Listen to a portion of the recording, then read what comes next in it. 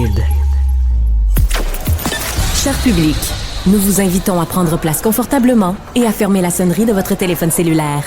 En cas d'incident, veuillez repérer les sorties de secours les plus près de vous.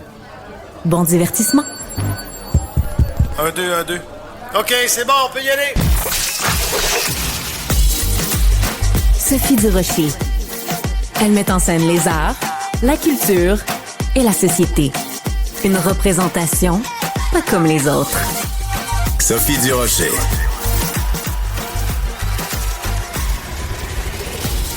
Et que j'avais hâte que l'émission commence.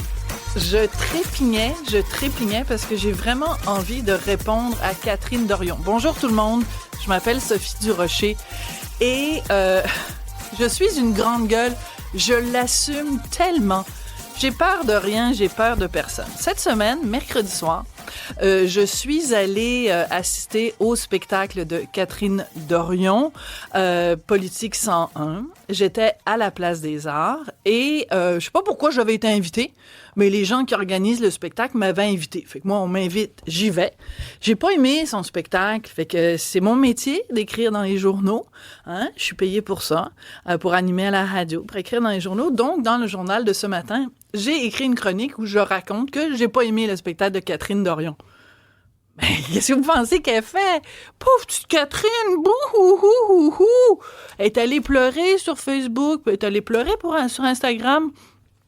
Et elle laisse entendre que la raison pour laquelle j'ai fait une mauvaise critique de son spectacle, c'est que je travaille pour l'Empire. L'Empire Pelado. Alors, j'aimerais répondre à Catherine Dorion. Puis là, je retrousse mes manches, mesdames et messieurs, si vous me regardez. Si vous m'écoutez à la radio, vous me voyez pas. Accrochez votre tuque avec la broche, ça va revoler. OK. J'aimerais dire premièrement à Catherine Dorion. Par où commencer? Premièrement, j'aimerais vous dire, Catherine Dorion, que je ne m'appelle pas Pierre-Carl Pelado. Que ce n'est pas Pierre-Carl Pelado qui écrit mes chroniques dans le journal et que ce n'est pas Pierre-Carl Pelado qui écrit mes textes quand j'anime à la radio. Je trouve ça particulièrement sexiste de laisser entendre qu'une femme d'opinion, ses opinions, ça peut pas vraiment être ses opinions à elle. Il doit y avoir un gars, là, haut placé, qui l'influence. Parce qu'il paye son salaire, comprends-tu? Parce que, hey, Durocher, c'est une cruche, elle n'est pas capable de penser par elle-même. Hein? Il y a sûrement un gars derrière qui dit ce qu'elle doit penser. En tout cas, la deuxième chose que j'aimerais dire à Catherine Dorion, c'est que moi, je suis fière de travailler pour Québécois. Je trouve que c'est une entreprise qui est extrêmement impliquée dans la culture au Québec. Pas juste l'entreprise elle-même, mais Pierre-Carl Pelado, à titre personnel, c'est quelqu'un qui donne énormément de sous pour aider la culture au Québec. Donc, je suis extrêmement fière de travailler pour cette entreprise-là. Et jamais, en 11 ans, ça fait 11 ans que je travaille pour Québécois, jamais on ne me dit quoi écrire et quoi ne pas écrire. J'aimerais que ce soit bien rentré dans votre petite tête, Madame Dorion, mais vous n'avez pas l'air de comprendre ça, parce que c'est pas la première fois que vous m'attaquez et que vous attaquez Québécois. Et la troisième chose que je voudrais dire à Catherine Dorion, c'est qu'elle laisse entendre que tout le monde a trouvé que son spectacle était formidable, sauf moi, et que si moi je l'ai pas aimé, c'est parce que je travaille pour Québécois. Alors, je vais vous faire entendre à Radio-Canada. Radio-Canada, ça appartient pas à Québécois. Ce que la chroniqueuse de Tout un matin, de l'émission de Patrick Masbourian, qui a fait une critique très mitigée, Claudie Hébert, voici ce qu'elle avait à dire, entre autres, sur votre spectacle, Madame Dorion, puis elle travaille pas pour Pierre-Carl Pelado. Mais le spectacle se cherche pas mal. Ça manque de force de frappe. Il y a quand même un long moment méditatif à la fin du spectacle où, pour moi, l'énergie est complètement affaissée. Et là, je parle littéralement, il y a de la musique et on médite tous ensemble. Okay. Alors là, je suis un peu partie du spectacle et il a fallu qu'on vienne me rechercher avec beaucoup de force pour que je reconnecte avec la proposition. Donc, c'est pour qui? Alors, j'aimerais vous faire savoir aussi, Madame Dorion, que hier matin, à l'émission de Mario Dumont, sur les ondes de Cube Radio, ma collègue Isabelle Perron a pris quasiment 3 minutes au complet. Puis pourtant, Cube, c'est Québécois, puis c'est Pierre-Carl Pelado. Elle a adoré votre spectacle. Elle trouvait ça bon, elle se pouvait plus. Alors, arrêtez donc de faire votre petit militantisme que les gens qui vous critiquent, vous critiquent parce que c'est à cause de Pierre-Carl Pelado. Puis une dernière affaire, Madame Dorion, vous êtes donc bien pas capable de prendre la critique. Quand vous étiez en politique, là, on vous critiquait, vous criez à la victime. Vous avez écrit un livre au complet pour dire que vous avez été une victime. Puis quand il y a des gens qui ont critiqué votre livre, vous avez joué à la victime parce que vous disiez « j'ai été victime » parce que j'ai écrit un livre dans lequel je disais que j'étais victime. Changez de disque, Madame Dorion. On n'est plus capable de l'entendre. Votre disque est rendu rayé.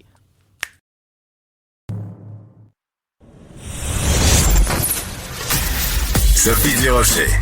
Un savoureux mélange artistique de culture et d'information. On va parler d'un sujet très délicat. Très délicat. Bonjour, Cybèle Olivier. Bonjour, Sophie. Est-ce que tu as remarqué la même chose que moi? Au cours des dernières semaines, dans les médias, on entend beaucoup parler de femmes criminelles et en particulier de femmes qui ont commis des agressions sexuelles. Et donc, habituellement, on entend agression sexuelle, on pense des hommes. Et là, il y a des histoires absolument sordides et il y en a beaucoup, beaucoup au cours des dernières semaines. Est-ce que tu avais remarqué ce phénomène-là? Oui, je m'étais fait la remarque, peut-être pas autant que là, tu me le dis, puis je me dis, je pense que j'ai dû en échapper, mais je m'étais fait la réflexion avec une ou deux fois où c'est sorti. Je me dis pas enfin, évidemment, mais je me dis, tu vois, maintenant, on va parler des femmes criminelles aussi. Absolument. Et donc, moi, c'est un phénomène qui m'intrigue depuis de nombreuses années parce que c'est une réalité. J'avais envie d'en parler avec Franca Cortoni. Elle est docteure en psychologie criminologique. Bonjour, Madame Cortoni. Bonjour. Alors, je comprends évidemment qu'en tant que spécialiste, vous ne pouvez pas vous prononcer sur des cas précis. Mais pour le bénéfice de nos auditeurs, je veux quand même rappeler qu'au cours des dernières semaines, il y a eu des histoires quand même quand on regarde. Je fais juste regarder des grands textes là dans les journaux. Une éducatrice spécialisée dans une école primaire qui sortait avec un jeune de 13 ans. Ensuite, on a la caissière d'un dépanneur qui a agressé sexuellement un jeune déficient intellectuel. Et tout récemment, une mère de Québec coupable d'inceste. L'atroce récit de 2 enfances brisées. C'est une réalité, les femmes agresseurs sexuels? C'est une réalité qui a longtemps été ignorée par la société, par la société et par le système de justice criminelle. Pourquoi? Si on met un peu un contexte historique, pour certaines personnes, ça va faire peut-être très longtemps, mais la réalité, c'est que même la reconnaissance sociétale des agressions sexuelles par les hommes, que des femmes et des enfants, et vraiment, ce n'est qu'en dans les années 1980 que ça a commencé à changer de façon réelle au Canada. Avec des changements au point de vue de la loi, avec toutes des protections pour les victimes qu'on reconnaissait pas auparavant, incluant par exemple enlever le délai de prescription. Donc une victime enfant, après 7 ans, ne pouvait même pas rapporter son agresseur, par exemple, ou dans les années 60-70, l'enfant rapportait que papa l'avait agressé, là, il sortait l'enfant de la maison puis il laissait papa parce que papa gagnait le pain. Tu sais, c'était le gagne-pain de la famille. Et évidemment, qu'est-ce que papa faisait? Trop souvent, se tournait vers les autres enfants. Voyez-vous? La société a bien évolué et c'était vraiment une évolution nécessaire. Dans ce contexte, par contre, ce qui a été un peu oublié, après, c'est juste une petite parenthèse, c'est après qu'on a reconnu que les adolescents faisaient des gestes d'agression sexuelle également.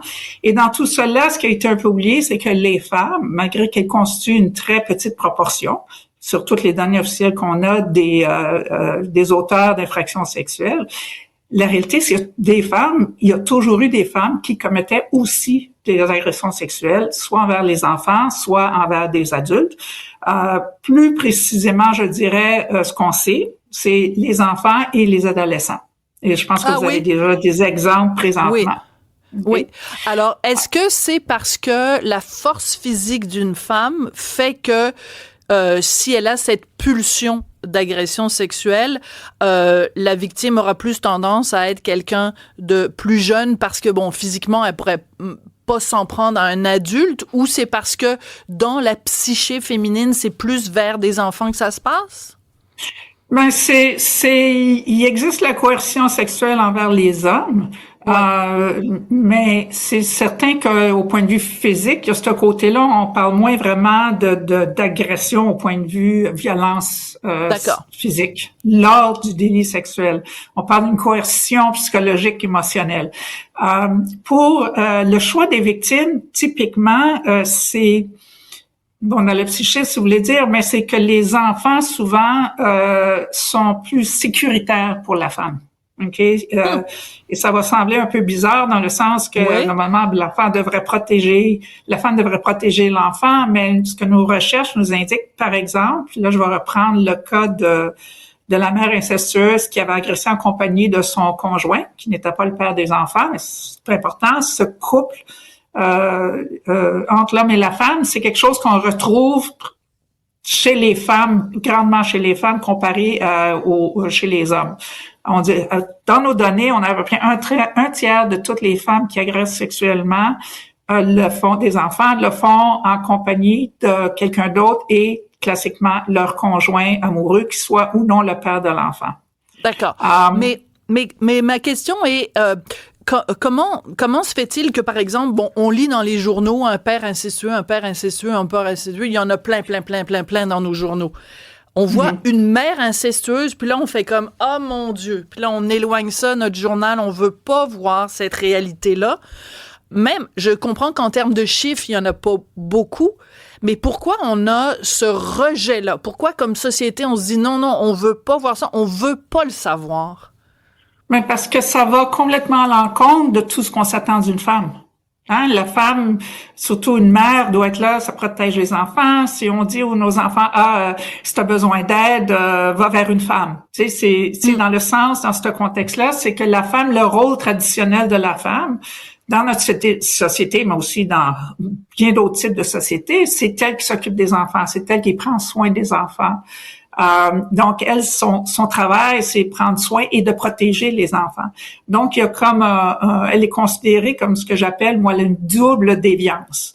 Non seulement elle s'engage dans la déviance sexuelle, des contacts sexuels avec des enfants, comme les hommes font, mais en plus, elle est doublement déviante parce qu'elle n'est pas supposée de faire ça. C'est comme, ça ne devrait pas être dans sa nature de faire ça, là. Okay? Absolument. Et donc, c'est pour ça que c'est normal. Et que je peux vous dire que en tout cas au 21e siècle, avant le début des années 2000, puis même au début des années 2000, puis même encore aujourd'hui, je vais vous avouer, ce qu'on retrouve souvent, c'est que dans les couples comme ça, où les deux agressent les enfants, l'homme va être reconnu coupable, souvent la femme est considérée comme une victime de l'homme. Elle l'a fait seulement parce qu'elle a été battue, parce qu'elle n'avait pas le choix. OK? Mais ça, c'est un mythe dans le sens qu'il y a certaines femmes qui sentent une coercition émotionnelle de la part de l'homme pour s'engager dans des contacts sexuels avec les enfants en sa compagnie. Il y a des femmes qui ont peur, mais ils ont peur dans le sens que souvent, c'est que ça va avec cette coercition émotionnelle, psychologique. Elle veut pas que lui le laisse. Sa relation avec lui est plus importante que protéger les enfants. C'est épouvantable, ce qu'on entend. Puis on pense évidemment au cas de Karla Homolka qui avait même agressé sexuellement sa propre sœur. Cybèle, tu voulais intervenir? Oui, par rapport, il y a Émilie qui nous écrit, par rapport à ce que vous dites, Madame Cortoni, parfois, il y a des femmes aussi, quand elles vont agresser des jeunes hommes qui sont pas encore des adultes, mais qui sont plutôt jeunes. Des fois, c'est comme moins grave. On se dirait qu'on lance la balle vers le fait que peut-être que le gars voulait ça. Je sais que c'est quelque chose qu'on entend souvent, mais elle nous le demande. Est-ce que c'est vrai, selon vous, que des fois, on trouve ça moins grave quand c'est un traitement d'un rapport d'une femme envers un homme, tu sais, presque adulte? Envers un adolescent. C'est ça. Presque comme si c'était excitant. Effectivement, ça fait partie encore de ce mythe que les adolescents, ils rêvent d'avoir des relations sexuelles avec une femme plus âgée et s'y nourrir autant du côté masculin que du côté, surtout du côté masculin. C'est cette idée que es-tu chanceux lui, tu sais, d'avoir ça. Alors que la réalité, ce que les recherches nous démontrent, c'est que ce jeune, même s'il pense qu'ils sont en relation puis qu'il est en amour, parce que c'est typiquement le patron utilisé par la femme pour s'attirer le jeune justement qui sortait avec un jeune de 13 ans, c'est il il se sent spécial, elle le fait sentir spécial, puis on est en amour, c'est notre secret, les gens comprendront pas. Ultimement, même ces jeunes-là, les recherches démontrent qu'une fois rendus à l'âge adulte, ils souffrent de beaucoup des effets directement de cet abus sexuel, hein, parce que c'est ce que c'est de l'abus sexuel. Absolument. Mais ont de la difficulté à reconnaître qu'ultimement, c'est ça la source pour eux autres à ce niveau-là.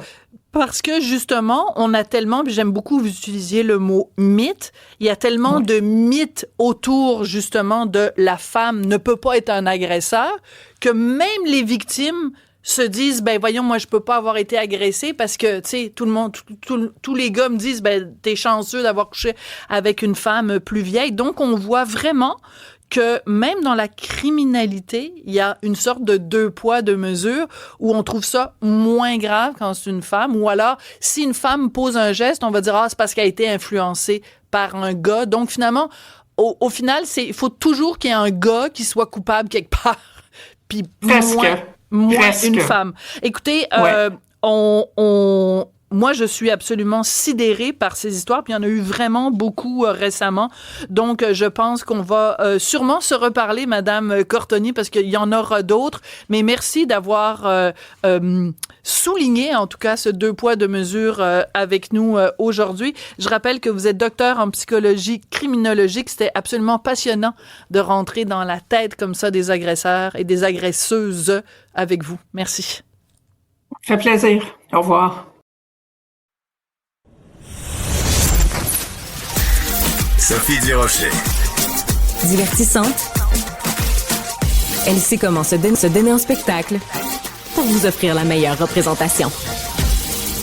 Alors, parce que nous, à Cube, quand des collègues sortent des histoires, on leur donne le crédit. Je suis très contente de vous informer que dans la presse cette semaine, non, je dis ça parce que c'est pas tous les collègues dans les autres médias qui le font.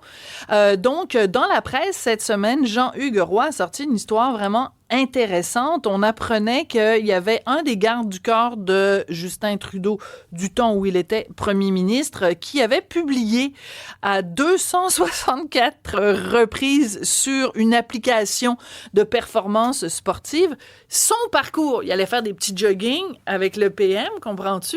Puis là, il publiait ça, tu sais, pour montrer à tout le monde. Ben oui, Strava, ça s'appelle Strava. Ben Strava, pas bien. Puis Strava pas aller mieux si les gens continuent à publier sur Strava. On va parler de ces brèches de sécurité avec un spécialiste. Il s'appelle Francis Coates. Il est expert en sécurité et enseignant à l'École de technologie supérieure. Monsieur Coates, comment vous avez réagi quand vous avez vu cette excellente enquête de Jean-Hugues Roy dans le journal La Presse? Ben, je vais répéter ce que j'ai dit sur d'autres médias. Là. Ça a commencé avec un très long soupir de découragement.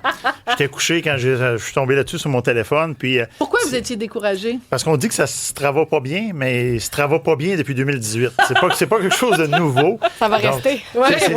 C'est pas une vulnérabilité. Ça va rester, ouais. On arrête ça. Je peux en faire un bout avec ça. Fait que c'est ça, c'est pas quelque chose de nouveau. Des fois, on a des vulnérabilités qui arrivent, un peu du champ gauche, on n'a pas vu arriver ça. Ouais. Mais là, dans le cas ici, là, on est complètement ailleurs. Là. C'est arrivé en 2018 avec les militaires américains. D'accord. On a été capable de trouver des bases secrètes en Afghanistan, tout simplement parce que les applications comme Strava permettaient de voir où est-ce qu'il y avait le plus de gens qui allaient courir. Puis là, on s'est ramassé qu'il y avait comme des motons de personnes qui couraient en Afghanistan dans des endroits spéciaux.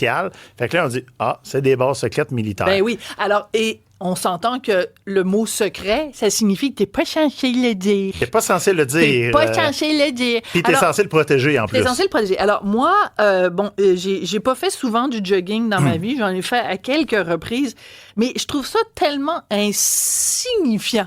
Tu sais, t'es là, puis là, tu dis, tu vas faire ton jogging, fous-nous la paix. Si en plus, il faut que t'ailles montrer à tout le monde le petit trajet que t'as fait, puis combien de kilomètres, puis je comprends pas, c'est tellement narcissique. Puis en plus, je trouve ça nono si t'es un civil ordinaire. Mais si en plus t'es garde du corps du premier ministre, qu'est-ce qu'il y avait, où il y avait la tête de penser à faire ça? Ben là, il y a deux choses là-dedans. Première des choses, de partager des données de course, comme ça, par exemple, dans des équipes comme ça qui s'entraînent. Ben, c'est une question de motivation pour se dépasser la prochaine fois, etc.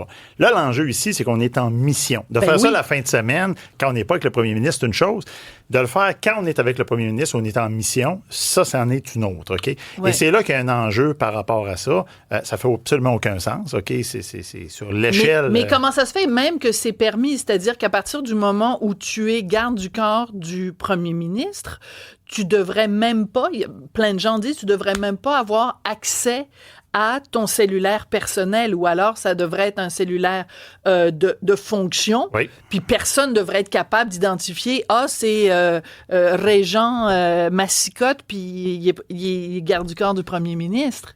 Les organisations policières au Canada, on est un peu dans le laxisme depuis des années. On ne va pas se le cacher. Là. D'accord. Ce qui est arrivé avec le PM, avec Strava, c'est complètement inadmissible. Okay? Sur l'échelle de l'incompétence, on est fois 1000. On est ben... Non, mais c'est pas, on se pose même pas la question. Non, ça fait aucun sens. De un, si la GRC fournit des appareils de service, ça fait pas de sens de pouvoir installer ce genre d'application-là. Ben voilà. Et de si deux, c'est professionnel, il n'y a pas de personnel. Puis si c'est personnel, il n'y a pas de professionnel. Les deux ne devraient jamais se rencontrer. Mais aujourd'hui, moi, j'ai des amis dans plein d'organisations policières. Les policiers traînent leur appareil personnel. Et ça ne fait aucun sens. Parce que l'appareil, tu sais, moi, j'ai mon appareil ici, là.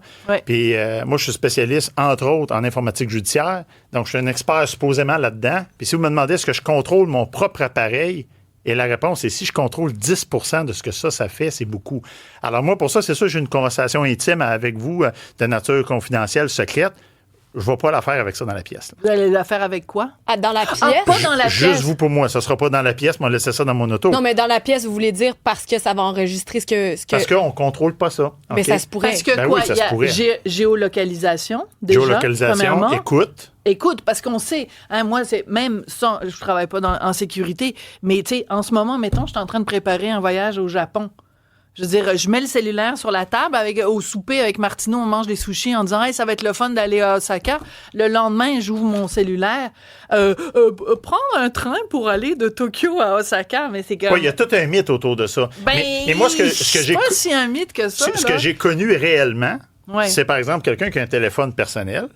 Il prête à l'enfant au CHSLD, il prête à sa conjointe. On s'entend, c'est mon téléphone personnel. Et là, à un moment donné, ce que moi, j'ai déjà vu, c'est quelqu'un qui a peur que sa conjointe le trompe, et ils ont mis une application pour pister et entendre les conversations. Mais ça reste que si c'est la conjointe d'un garde du corps de M. Trudeau, qui a elle-même bogué le téléphone du garde du corps, si c'est pas elle qui coule l'information, ça reste que si elle utilise une application de surveillance gratuite, il faut comprendre qu'il n'y a rien de gratuit dans la vie. Là. En effet. Ça, c'est vrai. Bon, alors ça, c'est une phrase punch. Il n'y a rien de gratuit dans la vie. Non. En effet, tu télécharges une application, mais à un moment donné, il faut une contrepartie. Oui, définitivement. Ça, c'est les petits caractères à 45e page que vous ne lisez jamais. Là. Moi, ce que je retiens surtout dans ce dossier-là, parce que ce dossier-là me fascine, c'est que avant, moi, j'ai toujours cru que la sécurité, c'est quelque chose, on se protège. Puis s'il arrive quelque chose, c'est vraiment à notre corps défendant. Dans ce dossier-là, c'est comme, ben non, c'est pas à notre corps défendant. Le gars, il a comme appelé une brèche de sécurité. Alors, vous comprenez ce que je veux dire? C'est comme... Puis j'ai de la misère... S'il vous plaît. C'est comme, je suis ici et je protège ici. Le PM. Vous avez pas besoin de me hacker, je rends les informations disponibles. Je me hack moi-même. Il faut faire attention parce que le compte était peut-être pas public non plus, là, ce qui est très différent. Là, c'est des regroupements. Mais Strava a déjà eu des fuites d'informations. Donc, il faut faire attention à ça. Mais ici, j'ai de la misère à tirer la roche un peu aux membres de la GRC. D'accord. Pour moi, ici, c'est un laxisme au niveau de la gouvernance. D'accord. Pourquoi on a toléré, il n'y a rien de secret là-dedans, là. Pourquoi on a toléré ça? J'ai pris le train il y a quelques années avec un haut gradé de la Défense nationale, puis lui, il était outré de voir ce qui s'est passé à la visite du pape, il y a 3 ans à peu près. Parce qu'il dit, moi, j'ai vu des gardes du corps qui avaient 2 téléphones. Fait qu'il dit, il devait avoir un téléphone personnel. J'ai dit oui, puis ça n'a pas de sens. Puis il dit, non, ça n'a aucun sens d'avoir un téléphone personnel sur soi qu'on ne contrôle pas, que les règles de sécurité ne sont pas gérées par l'entreprise. Puis il dit, là, le deuxième téléphone, là, et j'espère que c'est un téléphone de fonction qui a été wipé, réinitialisé le matin de l'opération, puis qui a été donné pour l'opération. Lui, d'avoir un téléphone assigné, par exemple, que le garde du corps, ça fait 7 ans qu'il a le même téléphone. Ah! OK? Bien, s'il a été compromis il y a 7 ans, ben, il se promène, il est encore compromis. Donc, normalement, vraiment, c'est une opération vraiment d'importance. La vraie méthode au niveau technologique, c'est de dire Tous le les matin. jours. Oui. Tous les jours ou lors Ben, de l'opération. Ben, c'est pas comme si on protégeait le pape tous les jours, mais mettons le matin d'une grosse mission. On arrive avec une boîte de téléphone. Voici votre téléphone pour la journée, votre téléphone pour la journée. On a préprogrammé les contacts que vous avez besoin dedans. Puis Facebook, TikTok, toutes les cochonneries ridicules, inutiles qu'il y a dans le téléphone, mais ils sont pas là. Ridicule. Facebook, Twitter. TikTok, c'est mal. WhatsApp. Okay? TikTok, c'est mal. C'est ben mal. Oui. Ça, on veut Non, pas. ça, on veut pas. C'est un outil de guerre cognitive. D'infiltration, bien c'est la sûr. guerre cognitive. Fait La qu'on guerre, veut pas aller la là. guerre cognitive, carrément. Francisco, j'adore ça. Vous étiez récemment avec nos collègues Martineau, Maréchal. On va vous installer un petit lit de camp ici.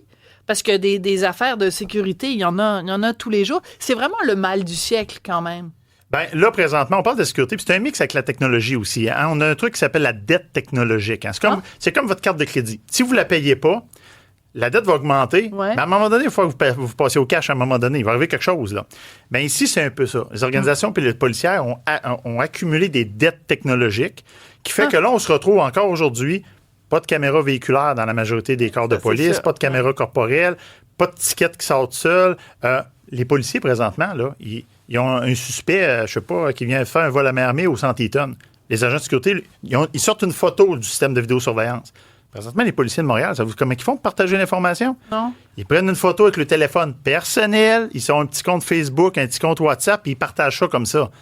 Ça fait-tu de l'allure en 2025 de fonctionner comme ça? Non. Puis on a eu des cas, on a eu un policier du SPVM il y a quelques années avec la Commission d'accès à l'information, lui prenait des photos des pièces d'identité des gens pour faire des étiquettes, mais avec un téléphone personnel. On en a eu un autre, je pense, c'est Trois-Rivières, il y a quelques années. Lui, il a fait une vidéo d'une scène de crime où il y avait une personne qui s'était suicidée. C'était pas de la malice, il n'y avait pas de mauvaise intention derrière ça, mais ça reste que sur un téléphone personnel, c'est pas la place. Mais est-ce que c'est de l'ignorance ou un manque de budget? Excuse-moi rapidement, c'est de faire ça de même depuis des années. C'est parce qu'ils n'ont pas le budget pour leur fournir ou ils n'ont pas les notions pour savoir qu'il fallait pas le faire? Je pense que les deux. Vous savez, en 2021, il y a le livre vert qui a été sorti là, sur la police. Puis grosso modo, le livre vert, ça parlait de graves lacunes de formation, graves lacunes de budget, etc. Regardez les organisations policières au Québec, là, au Canada. Puis regardez le nombre d'organisations qui ont un conseiller, un vrai, là, pas quelqu'un qui a ça sur sa carte d'affaires. Là. Quelqu'un qui a vraiment la formation comme conseiller en technologie, conseiller en sécurité. Je me mets au défi d'en trouver un au Canada. Bon, on est Incroyable. rassurés. Merci, Bon, monsieur c'est Coates. formidable. Mais vous avez des spécialistes en images. C'est important. Ça, l'image, c'est important. Ça, c'est important. L'informatique, peut-être moins. Quoique, quand on regarde avec SA à clic, que ça coûte des centaines de milliers de dollars pour des gens avec des drôles de lunettes là, qui font ça tout croche. Puis juste pour finir, là... Non, là, on a vraiment plus le temps parce que... Voilà. Parce qu'il y a quelqu'un qui est mort pour vrai avec Strava. Ah oui? OK, racontez ça vite, vous avez 30 secondes. C'est le capitaine, là, il faut que je lise, là, Stanislav Raninsky. C'est un capitaine qui était sur un sous-marin russe. Il a été abattu de 4 balles suite à un leak sur Strava. On est capable de localiser son trajet de course et on l'a intercepté. Il a été abattu comme ça. Voilà. Donc, c'est pas que théorique. Arrêtez de courir, vous allez mourir. Arrêtez de courir, c'est Arrêtez de dangereux de courir. Non, mais continuez à courir, mais continuez à courir après votre sécurité. Merci beaucoup, Francisco. Vous êtes expert en sécurité, enseignant à l'ETS. Un plaisir, beaucoup. Sophie. Merci. Sophie Durocher. Elle pose les projecteurs sur les acteurs de la nouvelle.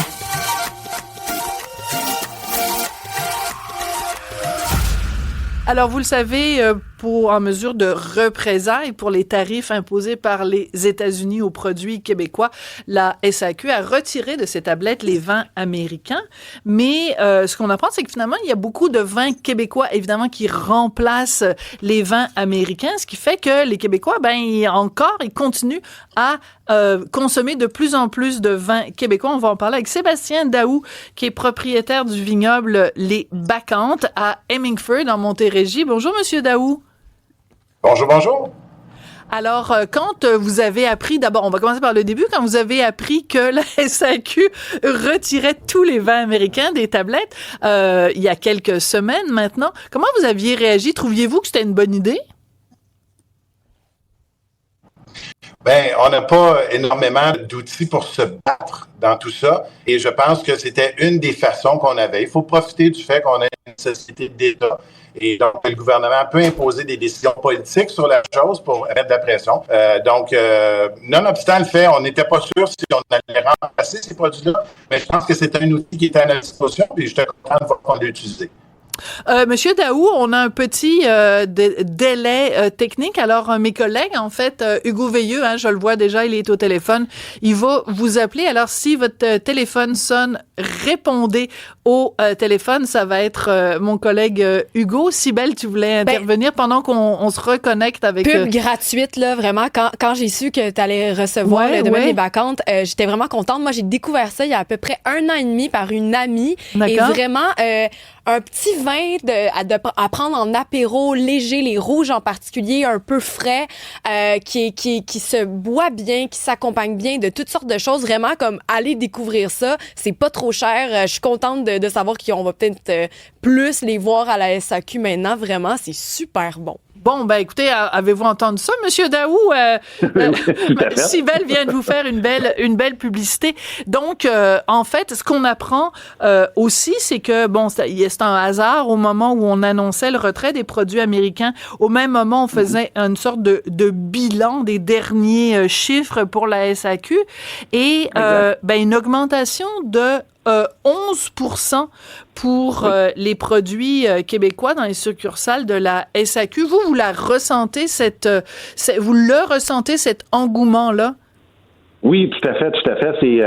C'est un engouement qui est en 2 parties. D'une part, on voit que peu importe le canal, que ce soit la SAQ ou des épiceries ou peu importe, on voit un engouement de ce côté-là. Puis en même temps, la SAQ coordonne beaucoup de choses pour mettre les vins du Québec de l'avant. Ça aussi, on le ressent énormément. Pas juste au bureau chef comme c'était la tendance, mais beaucoup en succursale aussi. Ça, c'est un changement qui est très, très, très apprécié. D'accord. Est-ce que c'est seulement depuis qu'on a retiré les produits américains que vous sentez de la part de la SAQ un appui ou ça datait déjà d'avant? Autrement dit, est-ce que ça a vraiment augmenté depuis qu'on dit bouhouhou les Américains? Il y a deux réponses, il y a deux morceaux dans cette réponse-là. Donc, la première partie, j'aurais tendance à dire qu'on n'a pas été chercher 10% à l'intérieur d'un seul mois. Ouais. On est allé chercher 10% sur 1 an. Il y a eu des belles avancées. Le 12 septembre, on voit un vin du Québec. La SAQ a embarqué à pieds joints dans le mouvement, avec des communications sur les médias sociaux, des dégustations en succursale. Et ça a fait des gros changements. Et l'année prochaine, ils nous annoncent d'autres initiatives du genre encore plus agressives, si vous voulez. Pas négativement, là, mais je veux dire vraiment intéressantes. Mais de l'autre côté, c'est sûr que libérer de l'espace tablette, ça vaut de l'or. Oui. Alors, pour nous, d'avoir ces espaces-là, ça va permettre un coup ponctuel de pouvoir justement passer et faire goûter nos vins. C'est ça qui est le plus important, de les faire goûter. Et par la suite, je ne sais pas ce qui va arriver avec les tarifs, mais si les tarifs sont éliminés, imaginons que c'est le cas, et que les espaces sont repris par des sections par les produits américains, je suppose qu'on va quand même avoir fait notre marque pour qu'on ait un petit peu plus d'espace sur les tablettes à l'avenir. Donc, c'est ce qu'on espère énormément. C'est-à-dire, c'est qu'en fait, vous avez tout à fait raison. C'est l'espace tablette qui fait foi de tout. Parce que quand on rentre dans une succursale, s'il faut chercher les vins québécois, puis que là, on les connaît pas parce qu'on n'a pas entendu parler, puis qu'il y a jamais de dégustation, puis qu'il y a jamais rien, c'est sûr que la découvrabilité, là, le mot que tout le monde a à la bouche au gouvernement, la découvrabilité, il y en a pas pantoute. Donc, on va donner le goût aux gens de plus connaître les produits québécois, puis après, peut-être qu'on va remplacer l'imbuvable Apothic Red par un excellent vin rouge des Bacchantes. La question qu'on se pose tout le temps avec les produits québécois, c'est que si la demande augmente, est-ce que vous pouvez fournir? Est-ce que l'offre peut augmenter aussi parce que on n'a pas les mêmes étendues là. Vous faites combien de bouteilles par année, Monsieur Daou? Environ 50 000. Quand même. Donc oui, exactement. On doit être selon les statistiques, on serait dans le top 20%, si on veut, en termes de superficie, si on veut. Mais il y a plusieurs petits aussi qui tirent leur épingle du jeu de façon vraiment là, impressionnante. Donc, c'est pas autant une question de surface, mais à votre réponse, il faut qu'on soit prudent de notre côté. Il faut pas oublier. Oui, parce que quand je plante de la vigne, j'ai entre 3 et 5 ans à payer pour sa maintenance sans voir les revenus qui y sont associés. Donc, c'est un coût immense. Vous pensez que Northvolt, ça coûte cher, là? Je veux dire, au point de vue personnel, là, un vignoble, ça coûte cher. Fait que, à cause de ça, je peux pas me retourner sur un dicène du jour au lendemain et on l'a fait en pandémie, puis certains d'entre nous, on s'est plantés de ce côté-là. Donc, il faut vraiment regarder c'est quoi le mouvement de fond qui est en arrière de tout ça. Et j'aime bien avoir une croissance un petit peu plus lente, mais moins casse-cou de ce côté-là. Maintenant, certains de mes collègues vont peut-être être complètement différents, mais le coût de l'investissement est bien important pour un hectare de vigne. Donc, on ne peut pas se lancer non plus en folie. Mais je pense qu'avec ce qu'on voit avec la SEQ en ce moment, je pense que ça va devenir notre vecteur de croissance vraiment là important pour notre industrie. Puis, je suis un naturel pessimiste. Moi, je pense qu'il faut l'être un peu quand on est entrepreneur des fois. Mais là, je regarde qu'est-ce qu'ils font, puis je suis impressionné, puis j'ai hâte de voir.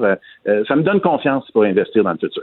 Écoutez, on va marquer la date d'aujourd'hui. On est-tu en le 21 mars? C'est la première fois que j'entends un vigneron québécois dire qu'il est impressionné par la SAQ.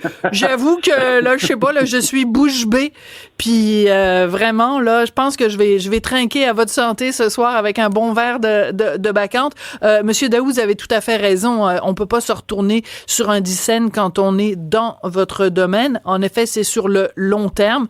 On espère en tout cas que le fait que la SAQ ait remplacé donc les produits américains par des produits québécois sur les tablettes, que ce soit un coup de pouce à tout le monde. Vous nous avez dit tout à l'heure que le 12 septembre, c'était la journée On boit québécois. Moi, je pense que ça devrait être le 12 de tous les mois. Fait que le 12 avril, on devrait faire ça, puis le 12 mai, puis le 12 juin, puis à longueur d'année, le 12, on boit québécois. Merci beaucoup, Monsieur Daou. Ça a été un plaisir de vous parler. Pareillement. Merci beaucoup. Sophie Durocher. Un savoureux mélange artistique de culture et d'information. Montréal pue, et ça pue partout, là, dans tous les quartiers. J'entends déjà les gens rire dans leur voiture. Tout le reste n'est que fumisterie. Donc, on veut un monde qui sent l'eau de Javel. Un monde blanc, sans défaut. Rémi Villemure. J'adore ton coton ouaté de Hochelaga. Rémi Villemure, je le précise pour tous ceux qui nous écoutent à la radio et qui ne peuvent pas donc voir à quel point tu portes fièrement les couleurs de ton quartier. Oui, c'est vendredi, ils faisaient ça léger. Ce chandail-là, là, je l'ai reçu par la poste il y a 3 ans et encore à ce jour, je sais pas c'est qui me l'a envoyé. Tu me niaises-tu? Parce que sur l'enveloppe, il y avait pas le nom. Moi, quand je reçois quelque chose par la poste puis que je sais pas de qui ça vient en général, c'est genre du caca dans une boîte ou... il y avait une petite poudre blanche dessus puis je l'ai aspiré puis depuis, ça va pas super bien. Mais écoute... Non, mais j'ai reçu 3 chandails comme ça. 3. Donc pas juste un, puis 3 chandails qui sont des chandails très politiques, à part celui-là, qui est juste un beau chandail, là, qui donc, imite le logo de Balenciaga. La citation de Bernard Landry, c'était aussi anonyme? Quelqu'un te l'avait envoyé? C'est une citation de Jacques Parizeau. De Jacques Parizeau. Mais ça, je sais qu'il me l'a donné. Mais sinon, c'est un chandail très nationaliste, effectivement, mais pas ce chandail-là. Je le porte moins, mais écoute, il y a quelqu'un qui m'aime bien et qui connaît mon adresse. Devrais-je commencer à m'inquiéter? Oui, tu devrais t'inquiéter. Oui. Alors, anecdote, c'est vendredi, fait que, tu sais, soyons légers un peu. Je faisais les choix de Sophie, parce que parlons de choses qu'on a reçues par la poste de façon anonyme. Je fais les choix de Sophie, puis tu sais, en général, aux choix de Sophie, j'étais fine dans ce temps-là. Mais à un moment donné, j'ai fait une critique vraiment très, très, très négative d'un spectacle. Et et puis il y avait un comédien en particulier, donc j'ai dit vraiment beaucoup de mal. Je trouvais qu'il était pas bon, puis que la pièce était pas bonne. Et là, comme 3 jours après, au choix de Sophie, on reçoit à mon attention un paquet. Je l'ouvre et c'était du Pepto-Bismol. Et c'était peut-être que si vous prenez ça, vous allez arrêter de faire, tu sais, manifestement, vous avez vous faites de la mauvaise bile, vous faites des mauvaises critiques de spectacle, tu sais. Ça va calmer votre flux. Prends du Pepto-Bismol. Et j'ai toujours soupçonné, même si je peux pas le dire et l'affirmer aujourd'hui sur les ondes, que c'était la conjointe de ce comédien-là qui m'avait envoyé ça. Parce que c'est vraiment arrivé comme 2 jours après, puis je faisais jamais de mauvaises critiques, mais c'était vraiment 2 jours après. Mais c'était moi, Sophie, c'est moi qui t'ai envoyé ça, j'aurais dû te le dire. T'étais en culotte courte à cet âge-là, je sais même pas si t'étais né, on parle de peut-être l'année 2000-2001, là. Alors voilà. Donc, on s'éloigne peut-être de notre sujet, mais c'est du coup, je sais même pas c'est quoi ton sujet aujourd'hui. Écoute, moi, tu sais que le travail d'un chroniqueur, c'est de lire énormément de nouvelles et de faire un tri et ensuite d'envoyer les sujets, puis là, de dire, j'ai une petite préférence pour celui-là, mais je laisse le choix à ma chère animatrice. Et là, cette semaine, moi, j'ai accumulé plein d'informations. Puis des fois, ce qui est le fun quand on est un chroniqueur, c'est que tu peux recouper 2 affaires en même temps. Ça, là, on est content. Ouais. Là. Et là, donc, au début de la semaine, je suis tombé sur une entrevue fascinante dans le magazine Marianne, c'est un magazine français, avec un neuropsychiatre qui s'appelle Boris Cyrulnik, qui vient de sortir un livre Monsieur qui a écrit des livres sur la résilience, il est connu Oui, tout à fait. Puis il a écrit un livre sur l'attachement amoureux. Parce qu'il s'intéresse aux jeunes, puis tu sais, c'est rendu une obsession pour moi, je viens t'en parler souvent. Oui, quasiment tous les jours. Oui, ça commence à être inquiétant, ça aussi. Non.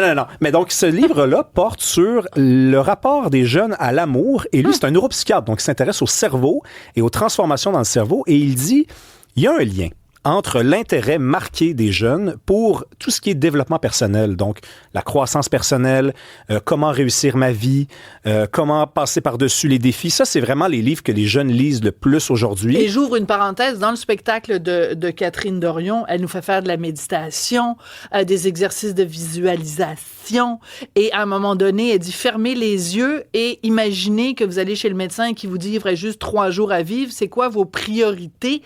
Tu sais, je veux dire, c'est nouvel âge psychopop, là. Tout à fait. On est en plein là-dedans. On est en plein là-dedans, puis lui, il s'intéresse aux jeunes, mais en vérité, si vous allez dans un Renaud-Bré, vous allez voir que les gros rayons sur ces livres-là sont les rayons les plus garnis, les plus costauds. C'est vrai. Et lui, il dit, donc, ça existe, ce phénomène-là, mais n'allons pas croire que ça n'a pas de lien avec la capacité des jeunes et aussi des gens qui s'intéressent à ça, le développement personnel, à tomber en amour. Parce qu'il dit, laisse-moi aller, parce que tu vas voir. Donc, il dit, les jeunes s'intéressent à eux, se disent, moi, je dois me développer, moi, j'ai besoin de ça dans ma vie. Et là, soudainement, ils rencontrent, Et là, ils rencontrent quelqu'un. Et là, ils se disent, c'est vrai que ça me manque dans ma vie. Normalement, une vie réussie, c'est une vie où j'ai rencontré l'amour. Et là, dès que la personne ne correspond pas exactement à l'ensemble des détails qui sont sur la liste des étapes à fournir. Et là, ils abandonnent. Ils capotent. Et ils laissent tomber. Et tu sais, honnêtement, les gens divorcent. Les jeunes ont de moins en moins d'enfants. Les jeunes se marient de plus en plus tard. Il y a plein de statistiques, il y a plein de données qui démontrent qu'ils vont dans le même sens également. Donc moi, j'ai lu cette première nouvelle-là. OK? Et là, un peu plus tard dans la semaine, là, si on s'approchait de vendredi, je me disais, ça, c'est quand même un peu négatif, c'est un peu déprimant. Et là, je suis tombé sur, à chaque année, il y a le palmarès Gaspard. Et à chaque année, je trouve que c'est une maudite bonne nouvelle, ça. Parce que c'est un indicatif de ce qui se passe dans la tête des Québécois, puisque c'est quels ont été les livres qui sont le plus vendus. Donc là, le guide de l'auto, c'est pas numéro 1 à chaque fois. Cette année, 8 des 10 livres les plus vendus au Québec sont des livres québécois. Félicitations aux auteurs québécois. 8 des 10 livres les plus vendus sont des livres québécois. Donc, il y a le guide de l'auto, il y a Ricardo aussi, il y a un livre de Ricardo. Il y a un livre de Ricardo, il y a le livre le livre écrit par le recherchiste de Serge Bouchard. Oui, Monsieur Plot. Oui, exactement. Oui. Monsieur Plot, exactement. Il y a ce livre-là. Il est animateur maintenant. Il est rendu animateur. Ça s'appelle La petite noirceur. Oui, sur l'ascendance sociale. Donc, il y a beaucoup de livres qui se sont taillés une place dans le grand palmarès. Et les livres les plus lus au Québec sont des livres de quoi? Pas seulement des livres de croissance personnelle, parce que là, je te ferai un lien trop facile avec ma première nouvelle, mais des livres sur des histoires d'amour. Parce que je pense, ma chère Sophie, qu'à défaut de vivre nos histoires d'amour, parce qu'on est trop occupé à s'occuper de soi, on lit ces histoires-là. Et ce sont les livres, donc, les plus lus. Et c'est nouveau. Ça fait pas 10 ans que c'est comme ça. Ça fait 5-6 ans, nous disent les experts, les littéraires également, qui s'intéressent à ça. Et donc, tu te dis, wow! Ben, écoute, mauvaise nouvelle, c'est vrai qu'on devrait penser un peu plus aux autres et on devrait surtout accepter que les autres ont une part à jouer dans notre vie. On doit déléguer certaines affaires aux autres. Hein? L'autre peut s'occuper de nous et on peut s'occuper de l'autre. Et si ça n'arrive pas, ben il reste des livres et des livres québécois qui excellent là-dedans. Mais c'est formidable. Voilà. Et écoute, moi, je regardais la liste et j'étais hyper contente de voir un livre que moi, j'ai adoré, un livre d'Éric Chacour, Ce que je sais de toi, qui est un des livres les plus beaux que j'ai lus au cours des dernières années. Et donc, plein de belles choses. Puis, en position numéro 2, Jeannette Bertrand. Je pense qu'on va prendre un exemplaire du livre de Jeannette Bertrand, puis on va l'envoyer à l'Université de Montréal, puis on va l'envoyer à la Société de transport de Montréal pour qu'ils disent, ben, coudonc, peut-être qu'on l'a échappé quand on a fait notre carte. Il y a un magasin qui vend des affiches près d'ici. J'ai pensé à toi ce matin en passant devant. C'est quoi l'affiche? Ben, ils vendent l'affiche de la station de métro? De la carte avec des la station Rima-El-Khoury, mais il n'y a pas la station. Je voulais te l'acheter en blague. Mais par rapport à ce que Rémi disait aussi, il y a aussi, j'entends souvent les gens dire qu'ils essaient d'être la meilleure version d'eux-mêmes, d'être tout prêt puis tout parfait pour se mettre en couple puis commencer à développer une relation, comme s'ils doivent être au paroxysme de leur personne déjà avant de pouvoir partager ça avec quelqu'un. Puis c'est peut-être là que la pression que les jeunes se mettent aussi avant d'être en couple, parce qu'ils doivent être super prêts plutôt qu'essayer de grandir avec la personne qu'ils rencontrent. Puis être authentique, juste être soi-même, et être soi-même, ça veut aussi dire être imparfait. Et accepter qu'on a besoin d'aide, qu'on a besoin de l'autre. C'est ça qu'elle dit, c'est que des gens se considèrent comme des entreprises qui doivent être absolument développées avant de rencontrer l'autre, mais c'est faux, c'est pas comme ça que ça marche. On est tellement imparfait qu'il nous reste seulement 23 secondes. Merci, Rémi Villemur. C'était très chouette. Donc, votant dehors, il paraît qu'il y a plein de monde aux terrasses. Merci beaucoup, Cybèle. Ça a été une très belle semaine en ta compagnie. Hugo Veilleux, toi aussi, ça a été une belle semaine en ta compagnie. Que dire de Jean-Philippe Leroux à la mise en onde, à la réalisation? Hugo est à la recherche, évidemment. Merci beaucoup à vous et on se retrouve lundi. Cube.